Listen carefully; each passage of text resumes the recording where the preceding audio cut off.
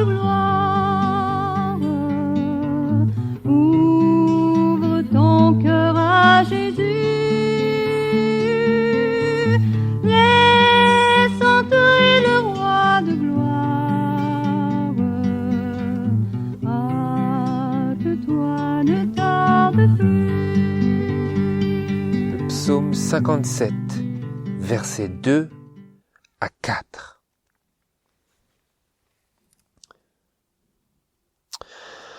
Aie pitié, ô Dieu, aie pitié de moi, car mon âme se retire vers toi.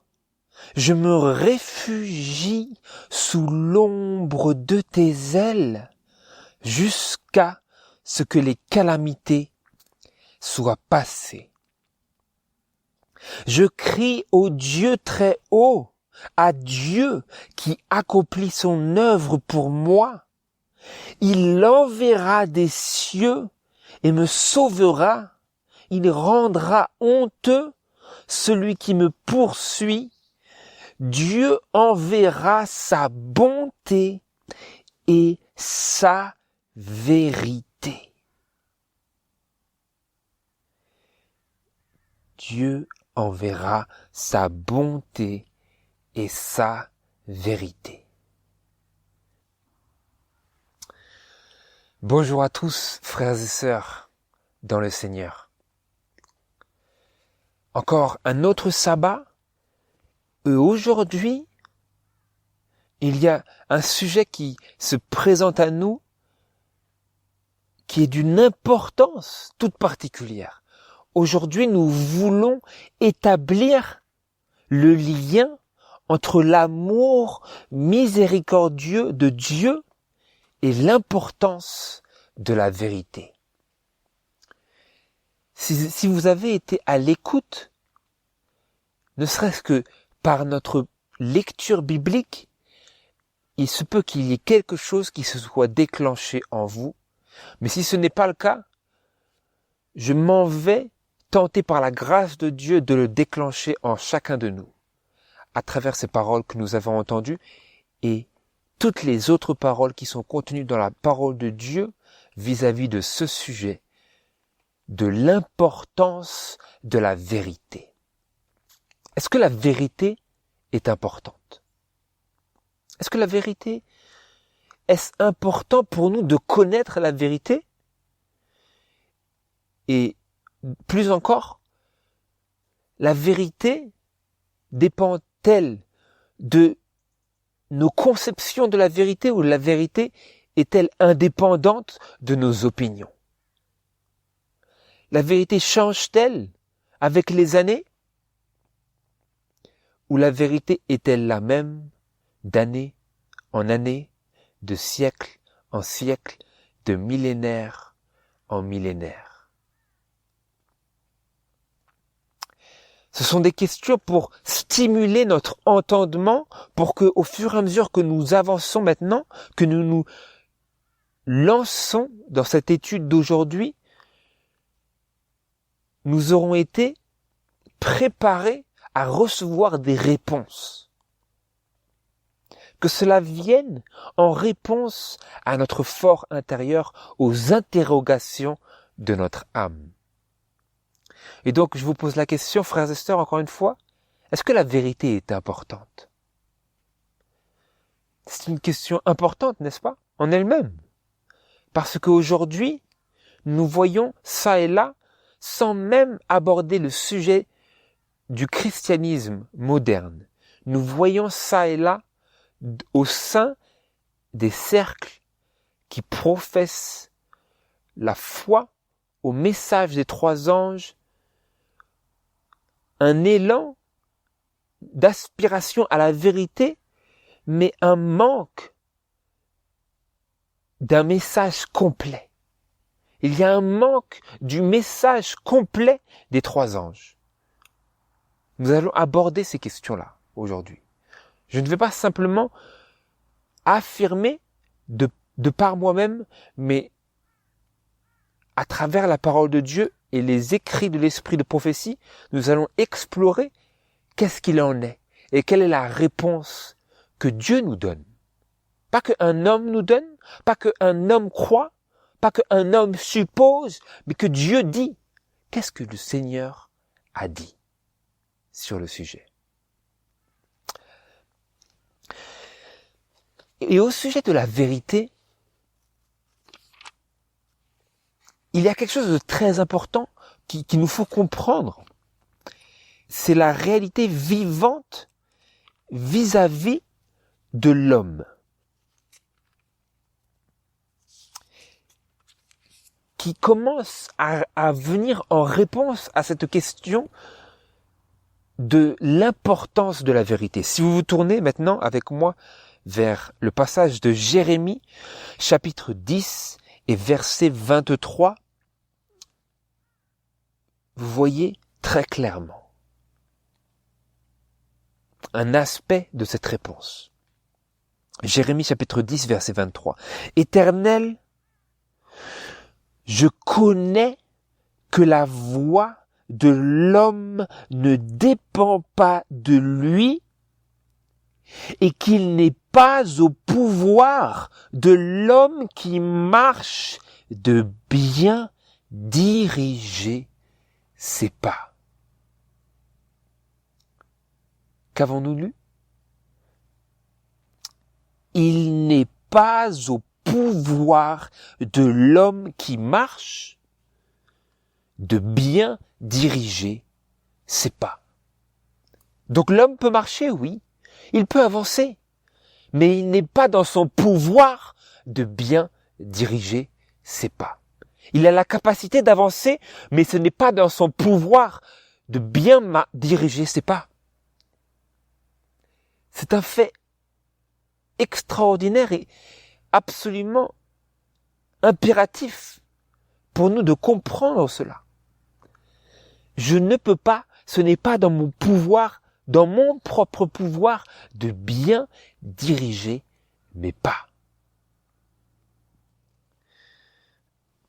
Maintenant, Dieu donc, à la lumière de ces choses-là, il se présente au pécheur contrit, mais qui est incapable de diriger ses propres pas, et il lui déclare ces paroles de Jérémie, chapitre 33, versets 8 et 9. Parce que nous avons exploré l'amour de Dieu, et nous avons sondé combien Dieu se soucie du pécheur. Nous avons vu que Dieu a une affection toute profonde pour le pécheur qui est telle qu'il a daigné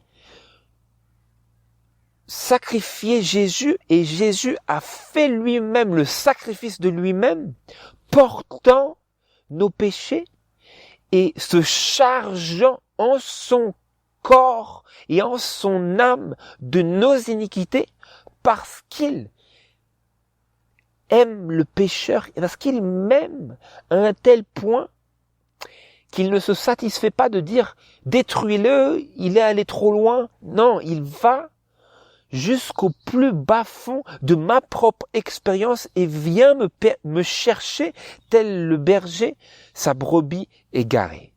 Nous avons vu que c'est ça son amour. Et à la lumière de ce souvenir de ce que Dieu est, dans l'expérience, les souffrances, l'agonie de Jésus qui était le garant, qui était le sacrifice expiatoire, qui a porté le fardeau de nos péchés, de la culpabilité de nos péchés et du châtiment juste qu'il advient à ces péchés-là, à la lumière. Lorsque nous réfléchissons à ces choses-là et qu'elles nous reviennent en mémoire, mais que nous réalisons qu'il n'est pas dans notre pouvoir de bien diriger nos pas, ce pécheur-là, en réalisant, en pensant à cela, il se dit, je te connais Dieu, je te connais, mais je ne me connais pas moi-même, je réalise qu'il n'y a pas en moi de pouvoir pour bien faire. Quoi que je puisse faire, je ne peux pas bien faire. Et c'est pour cela que le pécheur, réalisant ses efforts et ses échecs dans tous ses bons efforts, de sa bonne volonté, réalisant qu'il échoue quand bien même il croyait être bien disposé, qu'il réalise que ses promesses sont comme des cordes de sable. Le pécheur contrit parce qu'il se souvient de l'amour de Dieu. Maintenant, Dieu lui parle. Maintenant, en lien avec tout cela que nous avions vu dans nos études précédentes, maintenant Dieu lui parle. Et Dieu dit quelque chose de tout particulièrement intéressant que nous voulons relever pour en retirer une leçon probante. Dans Jérémie chapitre 33, verset 8. Et il parle ici au sujet de la maison de Juda, qui s'est séparée depuis bien des années maintenant de la maison d'Israël. En ce temps-là, des 10 tribus, il y avait Juda et Benjamin qui étaient à Jérusalem et qui essayaient tant bien que mal de préserver la vraie foi, mais qui eux aussi étaient rebelles. Et qui eux aussi tombaient dans les pièges de la tentation et qui eux aussi se montraient infidèles à Dieu. Et il leur dit, verset 7, « Je ramènerai les captifs de Juda et les captifs d'Israël et je les rétablirai comme auparavant. » Verset 8, « Et je les nettoierai de toute iniquité qu'ils ont commise contre moi. Je pardonnerai toutes les iniquités par lesquelles ils ont péché et se sont révoltés contre moi. Et ce sera pour moi un renom plein de joie, de louange et de gloire auprès de toutes les nations de la terre qui apprendront tout le bien que je vais leur faire et seront effrayés et épouvantés de toute la prospérité et de tout le bonheur que je vais leur donner. Verset 6. Quel est ce bonheur qu'il donnera à son peuple qu'il se déclare prêt à pardonner et à nettoyer de toutes leurs iniquités? Voici, je leur donnerai la guérison et la santé. Je les guérirai, je leur découvrirai une abondance de paix et de vérité. Donc ici, relevez avec moi ces choses. Dieu parle de son amour miséricordieux, n'est-ce pas? De son amour qu'il a manifesté en Jésus-Christ pour nous pécheurs. Et ici, il parle au sujet de la maison d'Israël et de Juda. Il dit que à eux, il pardonnera leurs péchés. Mais de qui parle-t-il? Vous vous souviendrez dans Jacques chapitre 1, l'apôtre Jacques parle aux frères chrétiens et il leur dit aux 12 tribus dispersées, salut. Aux 12 tribus dispersées d'Israël, salut. Donc ici, Dieu est en train de parler dans Jérémie chapitre 33 de l'Israël, de la dispensation chrétienne, de l'Israël, la continuité de l'Israël selon la foi, selon la promesse. Et il dit, en parlant de nous maintenant, je les nettoierai de toute iniquité, je pardonnerai toutes les iniquités par lesquelles ils ont péché et se sont révoltés contre moi. Donc maintenant, à vous et moi qui sommes pécheurs et qui venons à Dieu repentant, avec un cœur contrit et repentant et réalisant que je ne peux pas bien diriger mes propres pas, Dieu dit cela. Je te nettoierai de toute iniquité. Comme il disait à Zacharie, à Joshua, dans Zacharie chapitre 3, dans cette vision du sacrificateur et de Satan. Et ici, dans cette vision, il dit, ôtez-lui ses vêtements sales et revêtez-lui d'habits magnifiques. Et il dit à Joshua, voici, j'ai ôté ton péché. Et c'est la même déclaration qu'il fait ici à Israël, je les nettoierai de toute leur iniquité, et ce sera pour moi un renom plein de joie, de louange et de gloire, auprès de toutes les nations de la terre qui apprendront tout le bien que je vais leur faire.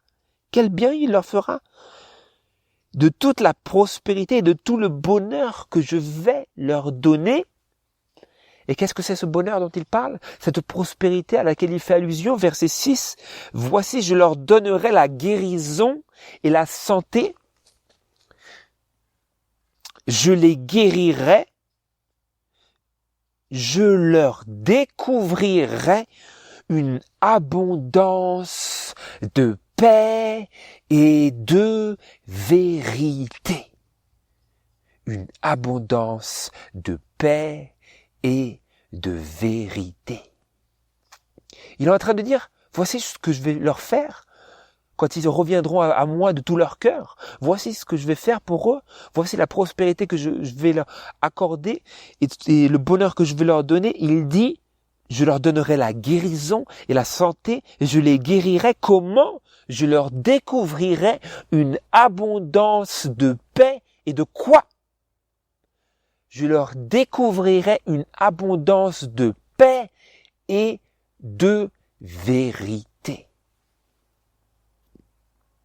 Est-ce que la vérité est importante? Je vais même vous poser une autre question encore plus lourde de sens. Est-ce que la vérité est importante pour notre guérison? Est-ce que la vérité est importante pour notre bonheur? Est-ce que la vérité est importante pour notre salut? Dieu a dit, je les guérirai. Et il a dit, voilà comment je vais les guérir. Je leur découvrirai une abondance de paix et de vérité.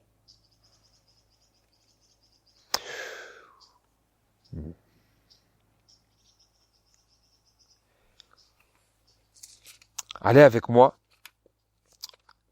dans les Proverbes, le livre des Proverbes, chapitre 3, et versets 5 à 8. Confie-toi en l'Éternel de tout ton cœur, et ne t'appuie point sur ta prudence. Considère-le dans toutes tes voies, et il dirigera tes sentiers. Ne sois point sage à tes propres yeux. Crains l'Éternel et détourne-toi du mal. Ce sera la santé pour tes muscles et un rafraîchissement pour tes os. Qu'est-ce qui sera la santé pour mes muscles et un rafraîchissement pour mes os? Lorsque je me confie en l'Éternel de tout mon cœur et que je ne m'appuie point sur ma prudence. Parce que il n'est pas dans le pouvoir de l'homme de diriger ses pas. Et qu'est-ce que l'on nous dit de plus? Verset 3. Que la miséricorde et la vérité ne t'abandonnent point, lis-les à ton cou, écris-les sur la table de ton cœur. Ce sera la santé pour tes muscles et un rafraîchissement pour tes os. Et donc, qu'est-ce que c'est qui revient à notre attention ici? Nous avons vu, il enverra sa bonté et sa vérité dans notre lecture biblique. Et ici, qu'est-ce que c'est? Que la miséricorde et la vérité ne t'abandonnent point. Lis-les à ton cou, écris-les sur la table de ton cœur. Vous allez me dire, mais frère Victor, qu'est-ce qu'il y a de vraiment important là-dedans? Je vais vous dire. Aujourd'hui, nous entendons beaucoup parler, et notamment dans les cercles adventistes, nous entendons beaucoup parler de l'amour de Dieu, n'est-ce pas? Est-ce que l'amour de Dieu est important? Absolument. Absolument. Vous ne pouvez pas faire sans. Et n'essayez pas de faire sans. Simplement, il y a un problème. Parce que la parole de Dieu parle de paix et de vérité, de sa bonté et de sa vérité, de la miséricorde et la vérité. Ces deux choses sont unies, n'est-ce pas? Elles sont présentées de manière indissociable dans la parole de Dieu. Sauf que aujourd'hui, les choses que nous voyons, c'est que nous entendons beaucoup parler de l'amour de Dieu, mais nous retenons notre souffle en vain, en attendant d'entendre parler de la vérité. Nous écoutons, nous tendons l'oreille, nous attendons, mais rien. Rien n'est dit au sujet de la vérité. Et c'est la raison de notre méditation aujourd'hui. Vous allez voir que petit à petit, à mesure que nous avançons, le poids de l'importance de la vérité s'agrandit. Que la miséricorde et la vérité ne t'abandonnent point, pluriel. Que les deux ne t'abandonnent point. Donc si je parle de la miséricorde de Dieu sans arrêt, mais que je n'ai rien dit sur la vérité, y a-t-il un problème? Et plus encore, ai-je déclaré la parole de l'Éternel? Est-ce que je l'ai déclaré? Nous allons voir. Tendez l'oreille avec moi, frères et sœurs. Tendons l'oreille à la parole du Seigneur. Allons dans notre lecture biblique, le psaume 57, versets 2 à 4. Donc c'est ce que nous avons vu, le pécheur, il crie à Dieu. Est-ce que vous criez à Dieu parfois? J'espère que nous crions à Dieu souvent.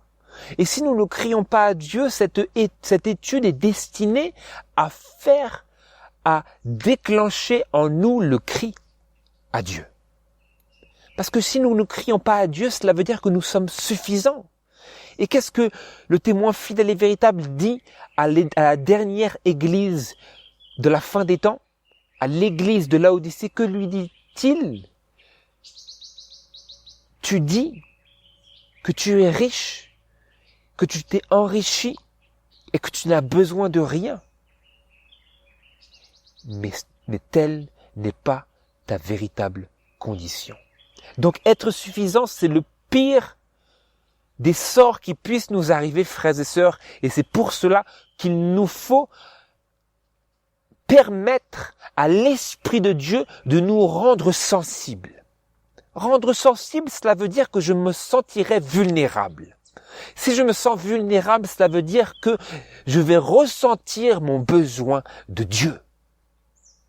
Si je ne me sens pas vulnérable, je ne ressentirai pas mon besoin de Dieu et je me sentirai suffisant.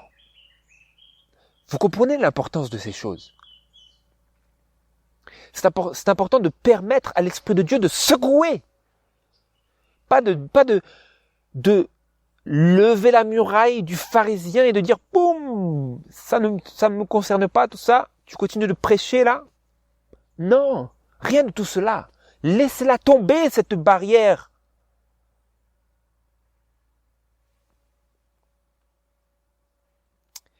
le pécheur dit « Aie pitié, ô Dieu, aie pitié de moi, car mon âme se retire vers toi. Je me réfugie sous l'ombre de tes ailes jusqu'à ce que les calamités soient passées. Je crie au Dieu très haut, à Dieu qui accomplit son œuvre pour moi. » Et lorsque le pécheur exerce sa foi d'une telle manière puissante et sincère, lorsqu'il dit cela, qu'est-il en droit d'attendre maintenant?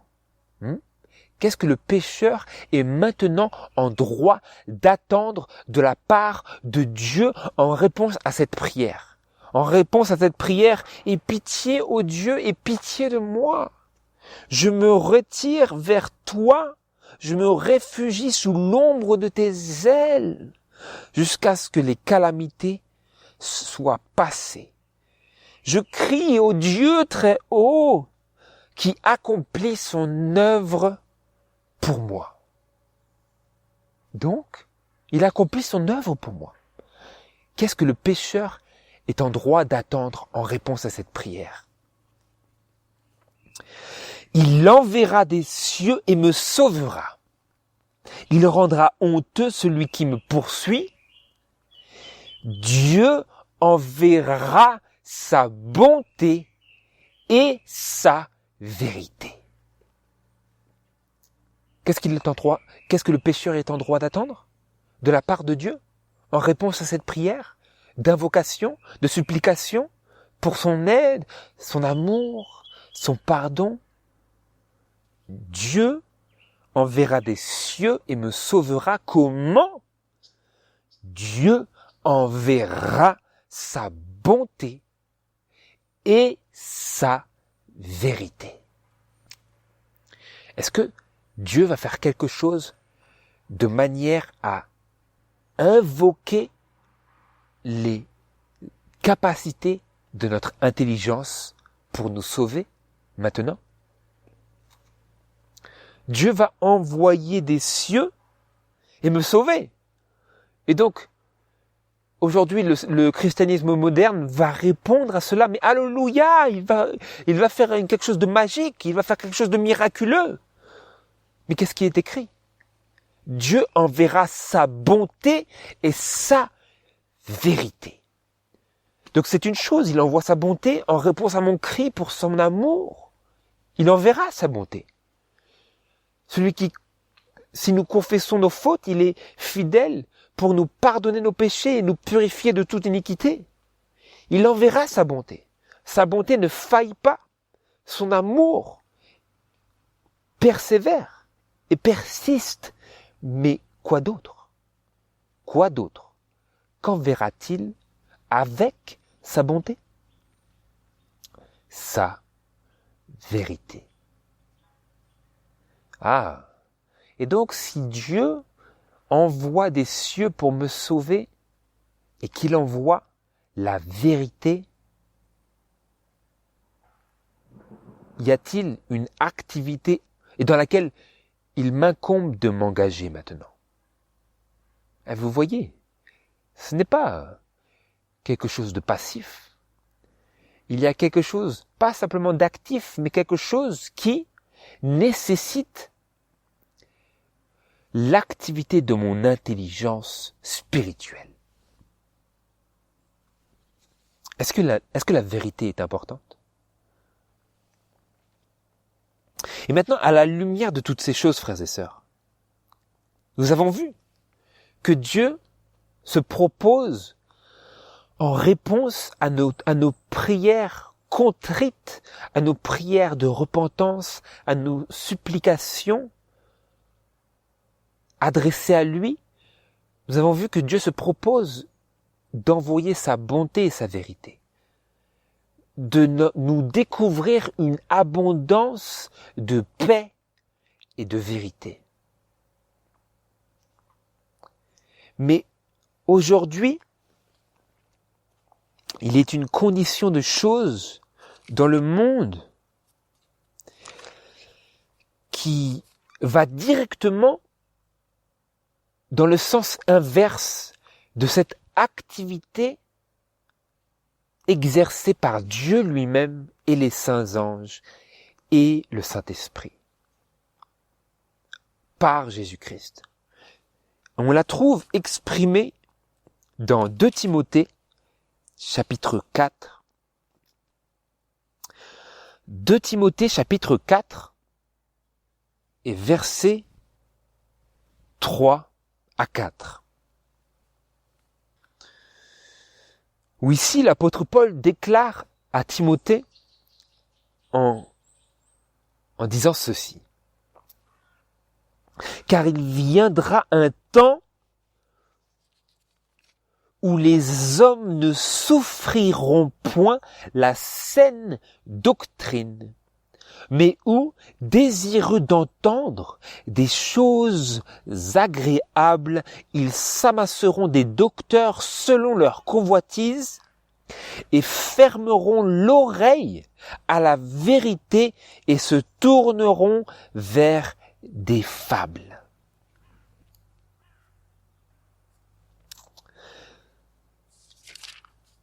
Il y aurait un temps où les hommes ne souffriraient point la saine doctrine,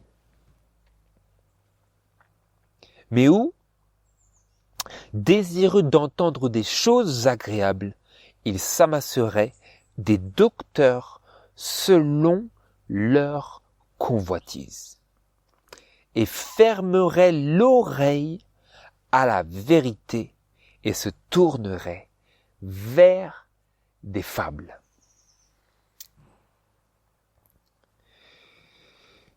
Est-ce que cette condition de choses qui est décrite ici nous concerne?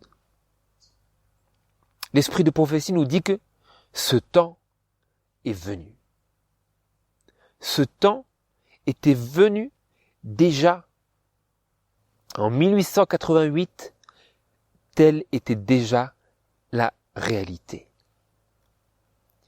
C'est que les hommes ne souffrent plus la saine doctrine, c'est-à-dire la bonne doctrine, la sainte doctrine, la doctrine qui est saine, qui est pure, mais ils désirent d'entendre des choses agréables, ils se choisissent des docteurs selon leur convoitise et ils ferment l'oreille à la vérité. J'aimerais vous lire une déclaration de l'esprit de prophétie que l'on trouve dans le livre Conquérant Pacifique à la page 450 au paragraphe 3 et 4. Tous ceux qui font profession d'être chrétiens et qui croient pouvoir instruire les autres finiront par se détourner des exigences de Dieu s'ils s'enorgueillissent de leur sagesse humaine en méprisant l'influence du Saint-Esprit et les vérités de la parole de Dieu. Paul déclarait à Timothée, « Car il viendra un temps où les hommes ne souffriront point la saine doctrine, mais où désireux d'entendre des choses agréables, ils s'amasseront des docteurs selon leur convoitise et fermeront l'oreille à la vérité et se tourneront vers des fables. » L'apôtre ne fait pas allusion ici aux hommes qui se déclarent ouvertement irreligieux, mais à ceux qui font profession d'être chrétiens, qui prennent leur penchant comme ligne de conduite et deviennent ainsi esclaves de leur propre personne. Ces personnes-là ne sont prêtes à entendre que les doctrines qui ne condamnent ni leur péché, ni leur vie de plaisir. Je relis. Ces personnes-là ne sont prêtes à entendre que les doctrines qui ne condamnent ni leur péché, ni leur vie de plaisir. Ils sont offensés par les paroles sévères des fidèles serviteurs de Christ et ils préfèrent se choisir des docteurs qui les flattent et les encouragent. Parmi ceux qui se disent ministres, certains enseignent des théories humaines au lieu de prêcher la parole de Dieu. Étant infidèles à leur charge, ils égarent ceux qui cherchent en eux un guide spirituel. Est-ce que vous avez relevé les choses qui nous sont ici présentées? Il s'agit ici, les personnes qui sont décrites, ces hommes qui ne souffrent point la saine doctrine, il s'agit ici de personnes qui font profession d'être chrétiens, mais qui prennent leur penchant comme ligne de conduite et qui deviennent ainsi esclaves du moi. Ici, c'est esclaves de leur propre personne. En anglais, c'est esclaves du moi. Esclaves de quoi? Esclaves des impulsions de la chair. Pourquoi? Parce qu'ils prennent leur penchant comme ligne de conduite. Ce sont des personnes qui ne marchent pas selon l'esprit, en toute réalité. Et pour cette raison, parce que ils vivent de cette manière, que lisons-nous de plus à leur sujet? Ces personnes-là ne sont prêtes à entendre que les doctrines qui ne condamnent ni leur péché, ni leur vie de plaisir. Et donc, pourquoi est-ce qu'ils ne souffrent point la saine doctrine? Parce que la saine doctrine condamne leur péché et leur vie de plaisir. Et pour cette raison, qu'est-ce que nous disons? Ils ferment l'oreille à la vérité. Pourquoi est-ce que les hommes fermeraient-ils l'oreille à la vérité? Parce que ils sont offensés par les paroles sévères des fidèles serviteurs de Christ. Offensés parce que ces paroles mettent en lumière et dévoilent et révèlent leurs péchés et leur vie de plaisir. Il se peut que vous ne péchiez pas de manière complètement ouverte, mais si vous menez une vie de plaisir, pour mon propre plaisir, pour mon propre profit, pour mon propre agrandissement, pour mon propre confort, comment vous viendra la parole de Dieu? Comment ressentirez-vous la parole de Dieu? Cette saine doctrine, comment sera-t-elle reçue par vous, par moi, si je chéris, si je nourris le péché, ou si je mène une vie de plaisir? Cette parole me paraîtra sévère et je renoncerai à y écouter. Vous savez, c'est très important ces choses-là.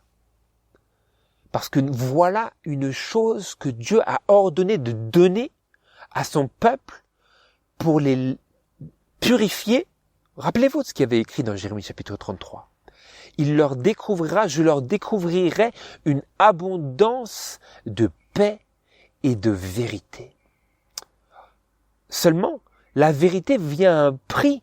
C'est le prix de nos péchés et de notre vie de plaisir.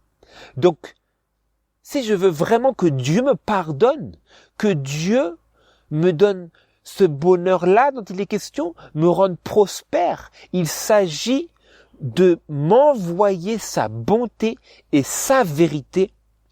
Et sa vérité va condamner mes péchés et ma vie de plaisir si telle est la vie que je mène. Vous comprenez, la vérité est impérative, seulement la vérité vient à un prix, et certains, ne voulant pas payer ce prix, se détournent de la saine doctrine et s'amassent des docteurs selon leur convoitise et ferment l'oreille à la vérité. Ils se détournent de la saine doctrine, et donc ceux qui prêchent la saine doctrine se retrouvent avec une toute petite compagnie, et ils se dirigent, ils se choisissent, comme c'est écrit ici, des docteurs qui les flattent et les encouragent, et viennent enfler les assemblées qui sont attachées à ces docteurs, et ces docteurs s'en vont prêcher davantage ces choses qui ne sont pas approuvées par Dieu, et ceux qui prêchent la saine doctrine se voient réduits à petit effectif. Et donc vous vous demandez si vous êtes dans cette condition de choses-là, du bon côté de la scène, vous vous demandez mais peut-être qu'il y a un problème là. Peut-être qu'il faut aller là où il y a du monde. Vous comprenez? Parce que les hommes ne souffrent point la saine doctrine. Si la saine doctrine était saine, mais qu'elle approuvait mes péchés, les personnes accepteraient la saine doctrine. Mais la saine doctrine présente Jésus-Christ et lui crucifié, et ma vie égoïste en contraste avec sa vie de renoncement total.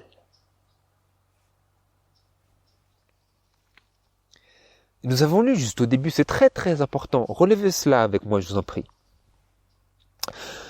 Tous ceux qui font profession d'être chrétiens et qui croient pouvoir instruire les autres finiront par se détourner des exigences de Dieu s'ils s'enorgueillissent de leur sagesse humaine en méprisant l'influence du Saint-Esprit et les vérités de la parole de Dieu. Donc si je fais profession d'être chrétien et que je crois pouvoir instruire les autres, mais que je m'enorgueillis de ma sagesse, je ne peux pas me guider moi-même, mais si je m'enorgueillis de ma sagesse, en méprisant l'influence du Saint-Esprit et les vérités de la parole de Dieu, quand bien même j'instruis les autres, quand bien même je fais profession d'être chrétien, je finirai par me détourner des exigences de Dieu. Comprenez le terrible danger? Il se peut qu'au début je prêche la parole de Dieu, mais si je m'enorgueillis de ma sagesse, nous allons explorer cela. Si je m'enorgueillis de ma sagesse humaine, si je crois que je peux me guider, sans faire vraiment référence constamment à la parole de Dieu et au conseil de l'esprit de prophétie, si je m'enorgueillis de ma sagesse humaine et que je méprise l'influence du Saint-Esprit et les vérités de la parole de Dieu, je finirai par suivre un autre chemin. Je resterai peut-être dans la grande organisation, il n'y a pas de problème. Satan n'a aucun problème avec cela, vous pouvez rester autant que vous voulez dans la grande organisation, il est complètement d'accord avec cela. Mais en restant dans la dénomination, dans la confession, je me détournerai des exigences de Dieu.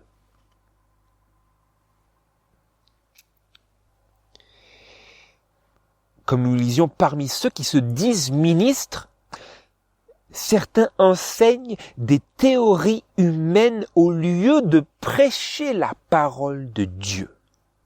Étant infidèles à leur charge, ils égarent ceux qui cherchent en eux un guide spirituel. Vous comprenez? Ils ont été chargés d'une responsabilité. Et qu'est-ce qu'ils font? Qu'est-ce qu'ils font après? Ils enseignent des théories humaines. Et la parole de Dieu, elle va à la trappe. Et étant ainsi infidèles à leur charge, ils égarent ceux qui cherchaient en eux un guide spirituel. Les gens regardent à eux, ils espèrent trouver des directions spirituelles, mais parce que eux ils sont infidèles, eh bien ils s'en vont détourner le peuple de la vérité. Comme c'est sérieux, frères et sœurs. Comme c'est sérieux. Et une autre déclaration de l'esprit de prophétie se trouve dans Conseil à l'Église, à la page 263 et au paragraphe 6. Encore un rapport avec ce passage. Il m'a été montré que ce dont le peuple a besoin, ce ne sont pas des doctrines nouvelles et fantaisistes, ni des théories humaines. Ce qu'il leur faut, c'est le témoignage d'hommes qui connaissent et qui pratiquent la vérité. D'hommes qui comprennent la mission dont fut chargé Timothée et qui y obéissent. 2 points. Prêche la parole, insiste en temps et hors de temps, reprend, censure, exhorte en toute patience et en instruisant. Car il viendra un temps où les hommes ne souffriront point la saine doctrine, etc. Donc l'esprit de prophétie ici nous dit que ce dont le peuple a besoin, ce ne sont pas des doctrines nouvelles et fantaisistes. Est-ce que vous voyez cela aujourd'hui dans l'adventisme en général? Nous avons entre les mains les écrits de l'esprit de prophétie. Nous avons entre les mains le message du premier ange.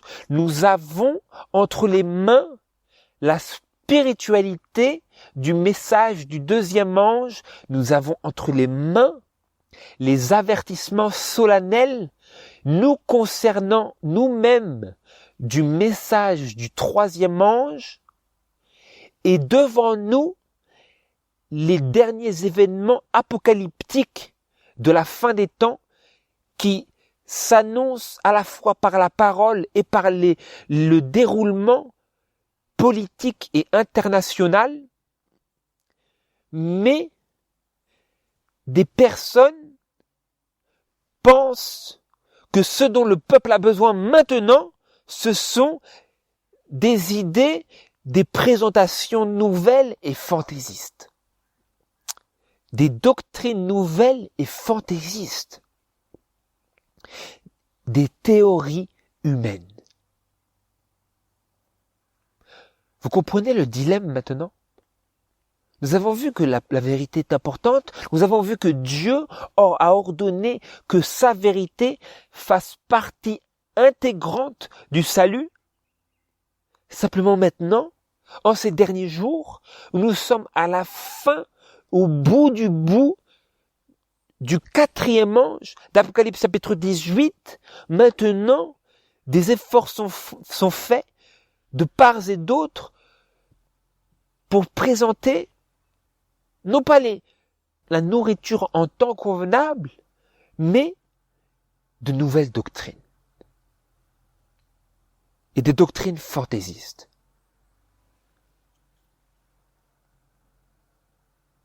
Mais l'esprit de prophétie nous dit que ce qu'il faut au peuple, ce qu'il leur faut, c'est le témoignage d'hommes qui connaissent et qui pratiquent la vérité. En d'autres termes, si je connais la vérité, mais que je ne la pratique pas, je ne vous serai d'aucun profit. Et je ne pourrai vous blâmer si vous vous êtes détourné de ce que je dis. Donc la question est de savoir, est-ce que je connais la vérité et est-ce que je démontre que je la pratique? Parce que ce qu'il faut au peuple, c'est le témoignage de tels hommes qui connaissent et qui pratiquent la vérité, d'hommes qui comprennent la mission dont fut chargé Timothée. Prêche la parole, car il viendra un temps où les hommes ne souffriront point la saine doctrine. Et la même déclaration, elle continue en disant « Marchez avec fermeté et décision, vos pieds chaussés de l'évangile de paix. Soyez persuadés que la religion pure et sans tache n'est pas une religion à sensation. Dieu n'a chargé personne de faire naître le goût des doctrines et des théories spéculatives. Mes frères, écartez ces choses de votre enseignement. Ne leur permettez pas de s'introduire dans votre expérience religieuse. Ne les laissez pas gâter l'œuvre de votre vie.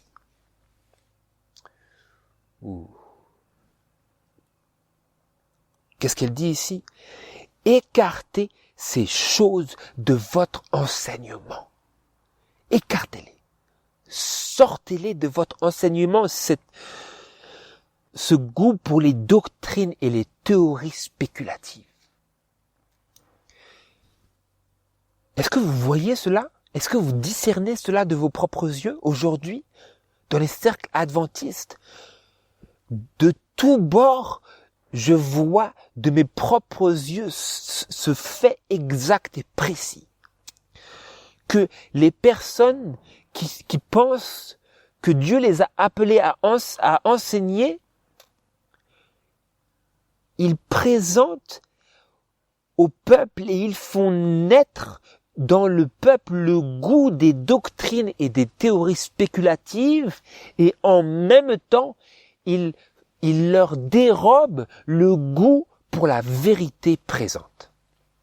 Ils leur dérobent le goût pour la nourriture en temps convenable. La nourriture pour ce temps-ci. Du message des 3 anges. Et du 4e ange. Mes frères, écartez ces choses de votre enseignement.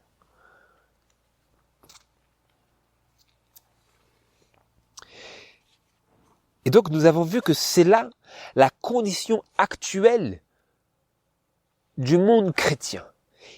Et tout particulièrement des cercles, des milieux adventistes. Que les hommes ne souffrent point la saine doctrine et ferment l'oreille à la vérité et se tournent vers des fables. Et maintenant, à la lumière de cela, on veut se tourner vers le passage de Jérémie chapitre 23. Jérémie chapitre 23 et versets 28 et 29. Que le prophète qui a un songe raconte le songe, et que celui qui a ma parole prononce ma parole en vérité. Qu'a à faire la paille avec le froment, dit l'Éternel.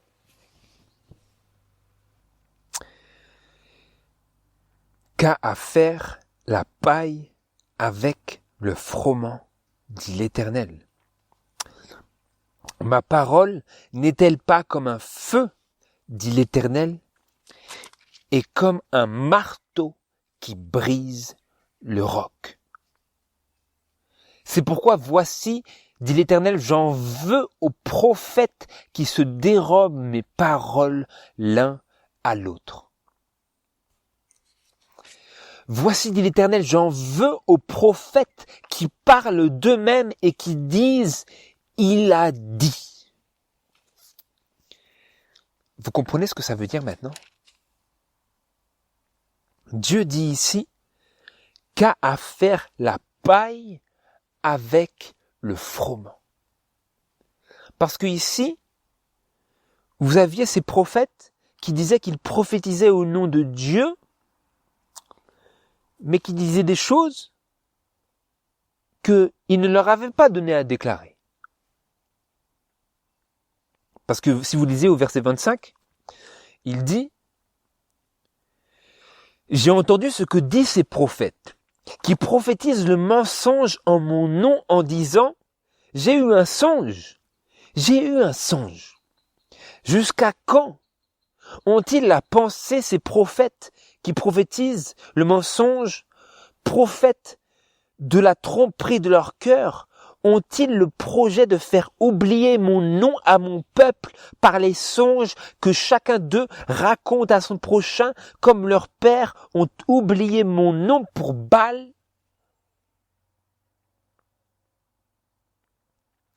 Que le prophète qui a un songe raconte le songe et que celui qui a ma parole prononce ma parole en vérité. » Nous avons, en harmonie avec ces déclarations, cette description de 2 Timothée, nous avons aujourd'hui une réalité où, comme ces pasteurs qui sont décrits dans Ézéchiel, les gens lisent la parole de Dieu, ils voient tous les trésors de la parole de Dieu, ils absorbent ces trésors et ils en retirent un profit spirituel non négligeable. Seulement après, quand ils s'en vont présenter la parole au peuple, qu'est-ce qui se passe?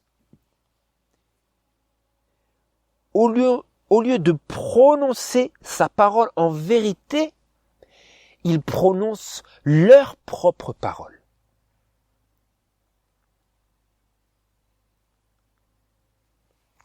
Et la raison pour laquelle c'est un problème, c'est que Dieu dit ici, « Ma parole n'est-elle pas comme un feu, dit l'Éternel, et comme un marteau qui brise le roc. » Donc le Seigneur, il dit ici, « Ma parole n'est-elle pas suffisante?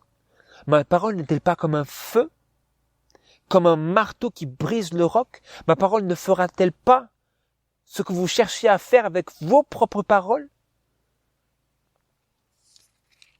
Mais non, il faut qu'ils prononcent leurs propres paroles, qu'ils essayent de présenter l'enseignement de la parole de Dieu, mais au lieu de réutiliser ce que Dieu a dit, ils s'en vont déclarer les choses que Dieu a dit avec leurs propres mots, sauf qu'à force de tergiverser dans leur propre expression de la vérité de la parole de Dieu, ils commencent à dire des choses qui ne sont pas écrites. Vous comprenez pourquoi je suis tout le temps en train de revenir vers la parole de Dieu? Parce que nous ne voulons pas dire des choses que Dieu n'a pas dites. Mais aujourd'hui, il dit, « Voici, dit l'Éternel, j'en veux aux prophètes qui parlent d'eux-mêmes et qui disent, il a dit. » Vous comprenez? Nous déclarons, nous parlons, nous disons, Dieu dit ceci, Dieu dit cela, et en 1 heure, personne n'a jamais lu la Bible. Comment c'est possible, ça, frères et sœurs? Je ne comprends pas. Si nous voulons répondre aux injonctions de la parole, notamment à celle à Timothée, prêche la parole, pas prêche ta parole, pas prêche tes pensées, pas prêche tes opinions, pas prêche tes théories, prêche la parole. Parce qu'il viendra un temps où les gens ne souffriront point la saine doctrine. Mais même si ce temps est arrivé, continue de prêcher la parole. Même s'il y a si peu de gens qui écoutent, continue de prêcher la parole. Il disait à Timothée, profite parce qu'il va y avoir un temps où ça ne sera pas aussi facile que ça l'est aujourd'hui. Mais nous sommes aujourd'hui dans ce temps qui était prophétisé ici par l'apôtre Paul dans 2 Timothée chapitre 4. Et la réalité à laquelle nous sommes confrontés, c'est ces choses qui sont écrites ici, dans Jérémie 23. Verset 32. Écoutez cela. « Voici, j'en veux à ceux qui prophétisent des songes de fausseté, dit l'Éternel, qui les racontent et qui égarent mon peuple par leurs mensonges et par leur témérité. Bien que je ne les ai pas envoyés et que je ne leur ai point donné de charge, en sorte qu'ils n'apportent aucun profit à ce peuple, dit l'Éternel. Et maintenant, j'aimerais lire la Bible Martin pour ce passage qui est très bien rendu dans cette version, toujours dans Jérémie chapitre 23, commençant au verset 33. Si donc ce peuple t'interroge ou qu'il interroge le prophète ou le sacrificateur en disant « Quelle est la charge de l'Éternel ?» Tu leur diras « Quelle charge ? Je vous abandonnerai, dit l'Éternel. » Et quant au prophète et au sacrificateur et au peuple qui aura dit « La charge de l'Éternel, je punirai cet homme-là et sa maison. » Vous direz ainsi, chacun à son compagnon et chacun à son frère, qu'a répondu l'Éternel et qu'a prononcé l'Éternel. Et vous ne ferez plus mention de la charge de l'Éternel, car la parole de chacun lui sera pour charge, parce que vous avez perverti les paroles du Dieu vivant, les paroles de l'Éternel des armées, notre Dieu. Tu diras ainsi au prophète, que t'a répondu l'Éternel et que t'a prononcé l'Éternel. Et si vous dites, la charge de l'Éternel, à cause de cela a dit l'Éternel, parce que vous avez dit cette parole, la charge de l'Éternel, et que j'ai envoyé vers vous pour vous dire, ne dites plus la charge de l'Éternel, à cause de cela, mon voici, et je vous oublierai entièrement, et j'arracherai de ma présence et vous et la ville que j'ai donnée à vous et à vos pères, et je mettrai sur vous un opprobre éternel et une confusion éternelle qui ne sera point mise en oubli.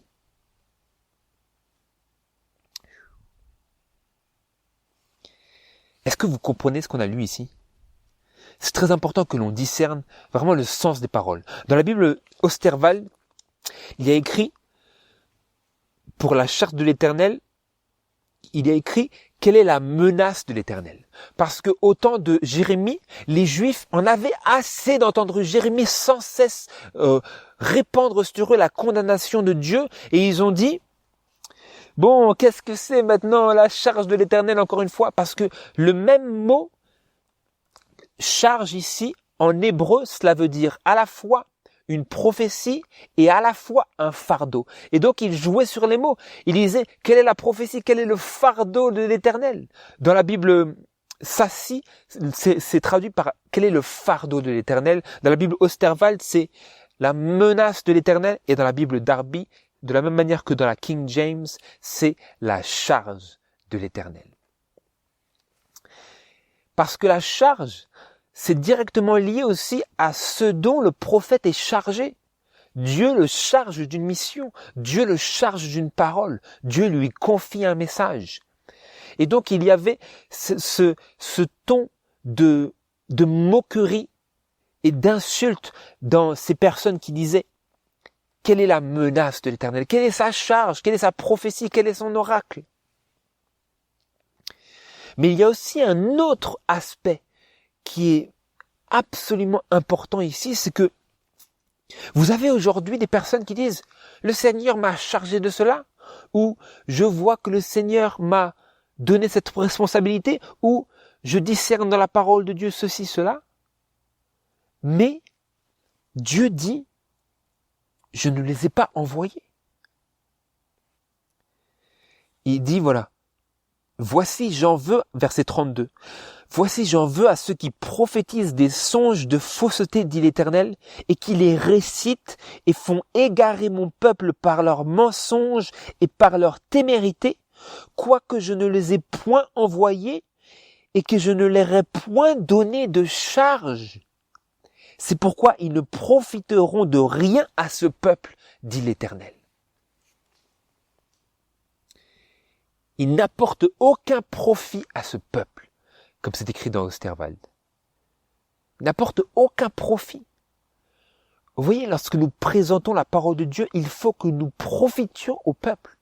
Il faut que le peuple de Dieu soit profité par la présentation de la parole de Dieu. Mais au lieu de cela, aujourd'hui nous disons, aujourd'hui nous allons étudier la parole de Dieu et pendant 1 heure, jamais nous ne lisons un seul texte de la Bible. Comment c'est possible ça, frères et sœurs? Mais ce qui se passe, c'est que je dis et j'essaie tant bien que mal de redire ce que Dieu a dit au lieu d'ouvrir.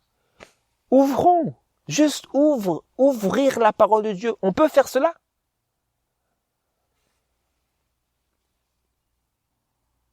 Mais donc il dit maintenant, au verset 35, l'appel du Seigneur vis-à-vis de l'importance de la vérité. Il dit, vous direz ainsi, chacun a son compagnon et chacun a son frère. Qu'a répondu l'Éternel et qu'a prononcé l'Éternel? Pas qu'est-ce qu'a dit ce prédicateur, pas qu'est-ce qu'a dit ce pasteur, pas qu'est-ce qu'enseigne cette personne, etc. Non, rien de tout cela. Qu'a répondu l'Éternel et qu'a prononcé l'Éternel. C'est cela que nous voulons savoir. Et si quelqu'un dit quelque chose qui n'est pas écrit, nous savons que ce songe ne vient pas du Seigneur, que cette présentation ne vient pas du Seigneur.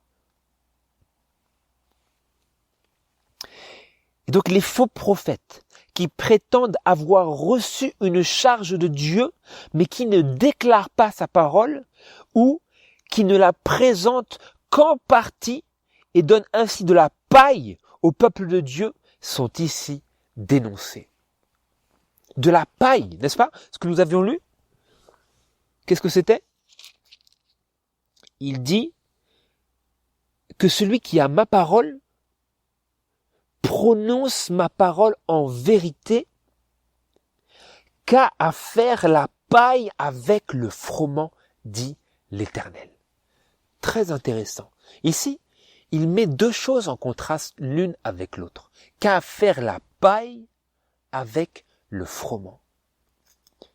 Cela sous-entend quelque chose, et au lieu de moi vous expliquer ce que cela sous-entend, j'aimerais vous lire cette déclaration de A.T. Jones, Alonzo Trevor Jones, dans la revue Signs of the Times du 25 février 1886, où il déclare ces paroles remplies de bon sens biblique. Écoutez ce frère.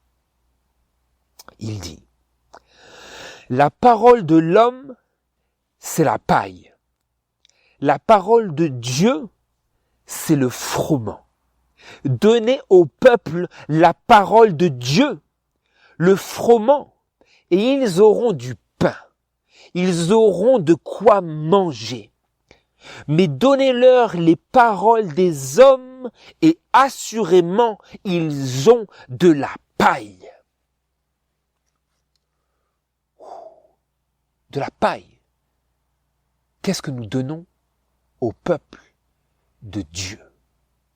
Est-ce que nous donnons au peuple de la paille ou est-ce que nous leur donnons le froment de la parole de Dieu? Donnez-leur les paroles des hommes et assurément ils ont de la paille.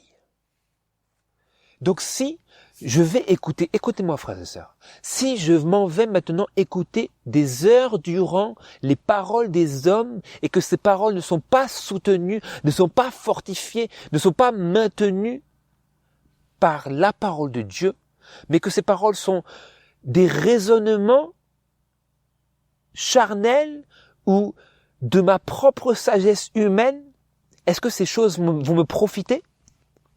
Est-ce que je vais en retirer un profit Est-ce que je vais pouvoir manger? Le frère Eddie Jones, il disait, donnez au peuple la parole de Dieu, le froment, et ils auront du pain, ils auront de quoi manger. C'est très important. Lorsque nous présentons la parole de Dieu, il s'agit de donner au peuple de quoi manger. C'est-à-dire que lorsque vous donnez à un animal de quoi manger, il va le manger pendant longtemps, vous lui donnez une grande quantité. Il ne s'agit pas d'un repas.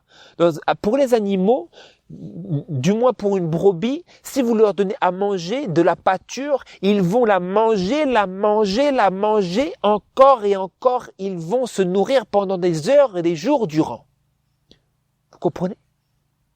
Il ne s'agit pas d'un repas de 20-30 minutes, ils vont la manger, ils vont marcher, paître, jusqu'à ce ils aient vidé leur pâture et qu'il faille les changer de parc.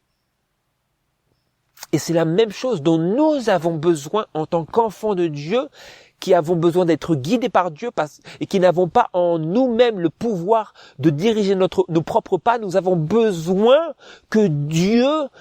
d'avoir de la part de Dieu, venant de Dieu, la nourriture convenable à chaque moment de notre vie, quelque chose sur quoi nous pouvons nous nourrir. Nous avons besoin d'avoir de quoi manger, d'avoir du pain. Comme Jésus a dit, je suis le pain vivant. Et donc, si je veux donner au peuple Jésus, j'ai besoin de donner au peuple la parole de Dieu, le froment. Mais si je leur donne mes propres paroles, sans arrêt, mes propres paroles, sans me fonder sur la parole de Dieu, je leur donne de la paille. Ça fait réfléchir, n'est-ce pas? Et ça fait aussi réfléchir vis-à-vis de ce que moi je fais dans ma recherche de la vérité. Est-ce que je vais pouvoir me nourrir en écoutant des personnes qui sont sans cesse en train de présenter leurs propres paroles? Le Seigneur a dit que le prophète qui a un songe raconte le songe, qui raconte exactement le songe, qui ne disent pas ses propres paroles, qui disent le songe mot pour mot comme il l'a reçu de Dieu. Mais si nous n'avons pas beaucoup de songes, alors il dit pour nous aujourd'hui que celui qui a ma parole, qui a ma Bible, prononce ma parole en vérité. Pas prononce ce qu'il croit de ce que ma parole dit, pas prononce ce dont il se souvient de ce que ma parole dit, pas prononce son interprétation de ce que ma parole veut dire, qu'il prononce ma parole en vérité.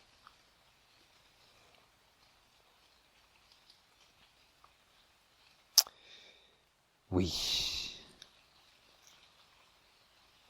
Et donc maintenant, pour conclure notre méditation, frères et sœurs, j'aimerais lire ce passage de l'esprit de prophétie, où il y a quelque chose d'assez prenant, cette direction qui nous est donnée par la sœur White. Écoutez avec moi. Dans Premiers Écrits, à la page 124 et au paragraphe 2,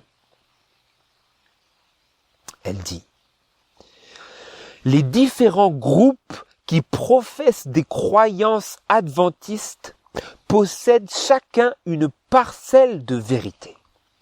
Mais Dieu a confié toutes ces vérités à ses enfants qui se préparent pour le jour de Dieu.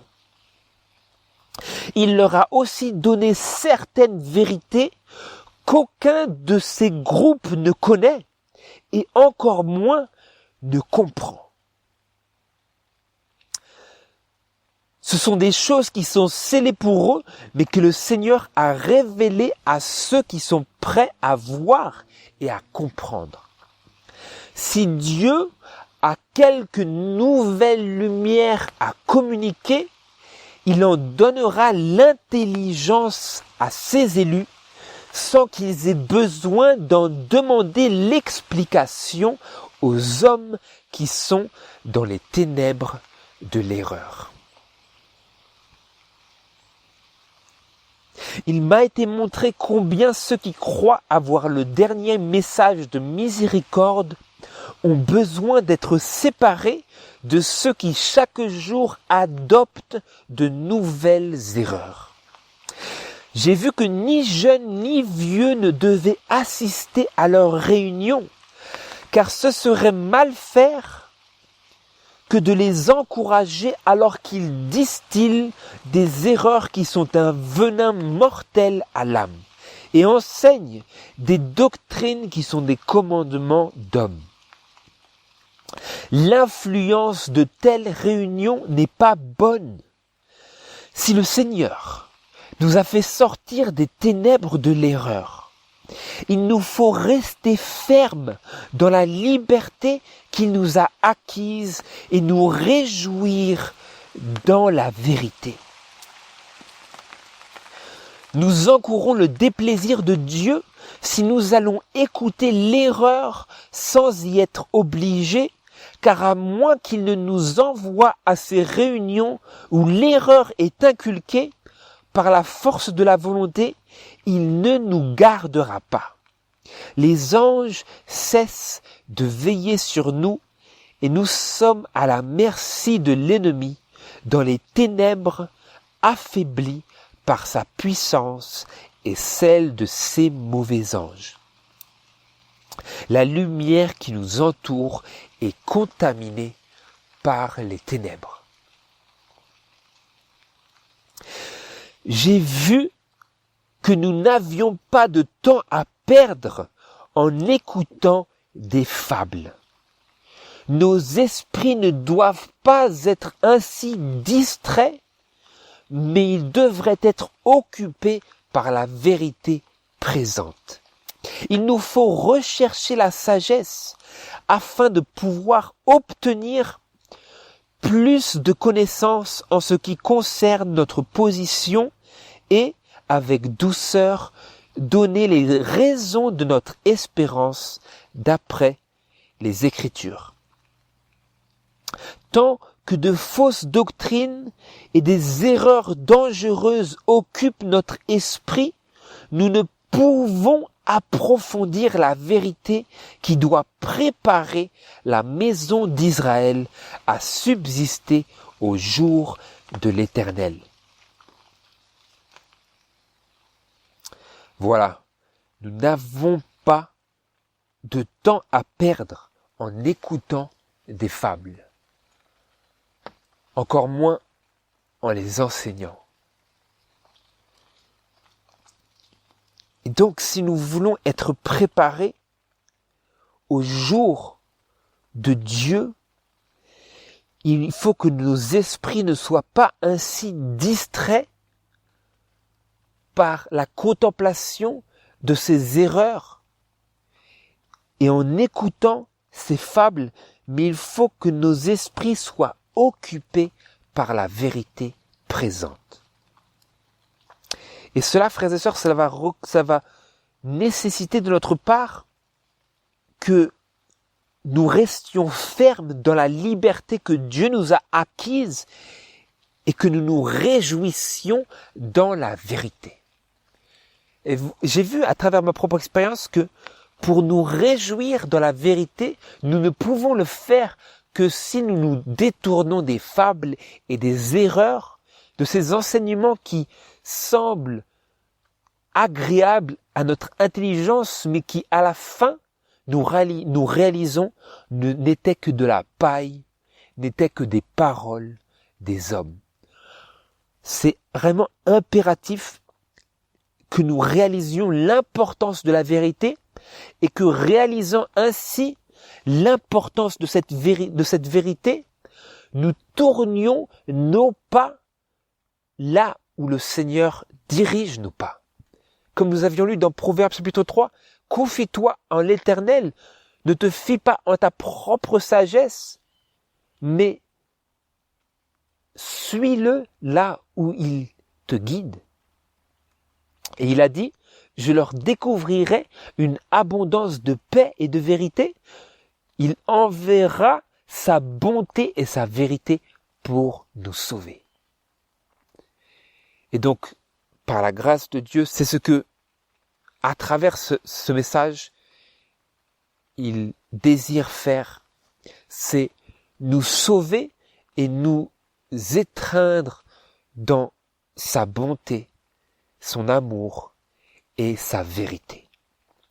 Et vous vous rappellerez, Jésus a dit, et vous connaîtrez la vérité, et la vérité vous affranchira. Et il disait Jésus aussi dans Jean chapitre 14 verset 6, je suis le chemin, la vérité et la vie. Nul ne vient au Père que par moi. Et donc, est-ce que il y a en Jésus-Christ beaucoup de vérité et un peu d'erreur? Est-ce que la vérité, la pure vérité est importante? Nous lisons dans 1 Jean, chapitre 1, verset 5, que en Dieu, en lui, il n'y a point de ténèbres. Dieu est lumière et il n'y a point de ténèbres en lui. Il n'y a point d'erreur en Dieu. Et donc si nous voulons recevoir le Seigneur Jésus et marcher avec lui, il s'agit de comprendre que Jésus est le chemin et la vérité et la vie et qu'il n'y a point de ténèbres en lui. Et donc ce n'est pas sa volonté que nous allions là où une grande partie de la vérité est enseignée, mais qu'il y a aussi une petite partie d'erreur.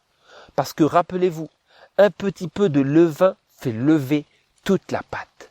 Mais il n'y a point de ténèbres en Dieu. Pas une seule nuance. Dieu est lumière. Et Dieu est vérité de la même manière qu'il est lumière. Il est la pleine lumière. Il est la pleine vérité. Et il n'y a point de ténèbres ni d'erreur en lui. Réfléchissons, frères et sœurs, à ces choses-là et méditons à l'impact que cette réalité aura sur nous en ces derniers jours. Et rappelez-vous de ce que le Seigneur a dit dans Jean chapitre 8, verset 36. Si donc le Fils vous affranchit, vous serez véritablement libres. Nous serons libres de l'influence de ces mauvaises réunions, libres de ces réunions où les erreurs sont enseignées. Nous serons libres de marcher en harmonie avec ce dernier message de miséricorde, libres de rester fermes dans la liberté qu'il nous a acquise et de nous réjouir dans la vérité. Et c'est comme cela, frères et sœurs, que nous pourrons faire partie de ceux qui sont préparés à subsister au jour de l'Éternel. Il nous faut approfondir la vérité parce que c'est la vérité qui doit préparer la maison d'Israël à subsister au jour de l'Éternel. Que le Seigneur bénisse chacun de vous et chacun de nous et nous accompagne pour rappeler à notre mémoire l'importance de la vérité et envoyer du ciel pour nous sauver par sa bonté et sa vérité. Amen.